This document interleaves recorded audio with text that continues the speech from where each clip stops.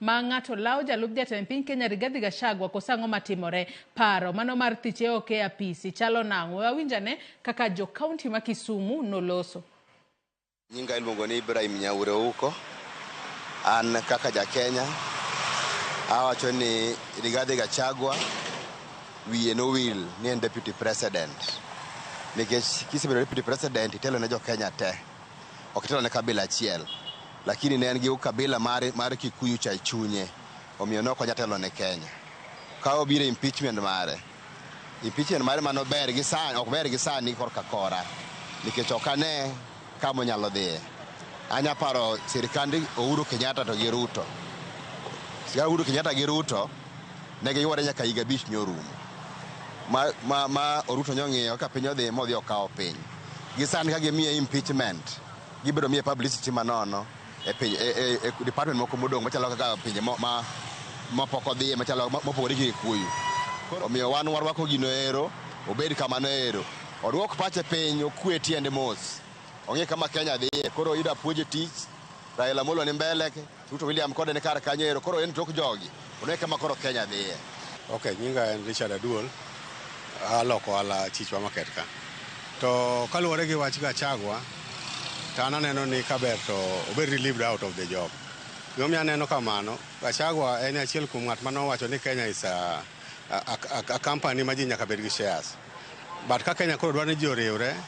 ok wanyal bedo gi ng'ama dwaro ni mondo obed gi shares mare ni Kenya obed ni en share moro achiel ni to jomoko bed yorgi which means ni gimotimo at the same time wach manyo wacho nyocha ni mondo ng'wona ni en ohero kabinde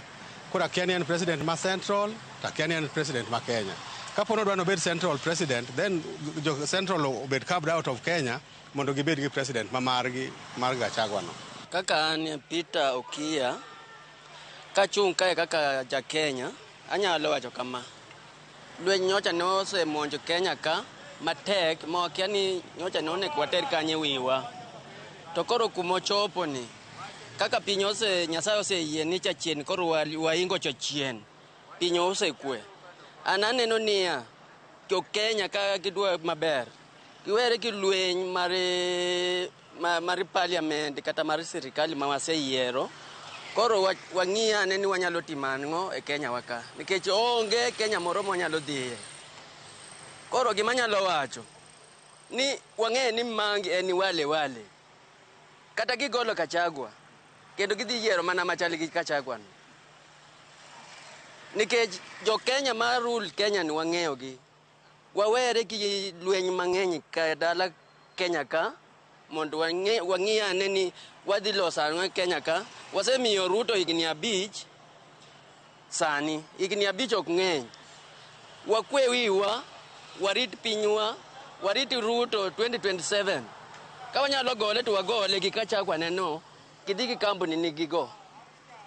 mondo wadong' ki Kenya wayieri jomo wadwaro kar ketho kik mwaloso higni 60 nikech nying ng'ata achiel Gachagua kata ji ariyo ni Gachagua gi Ruto. Winjo kanyo paro mag jodak e kaunti mag Kisumu kotudore koda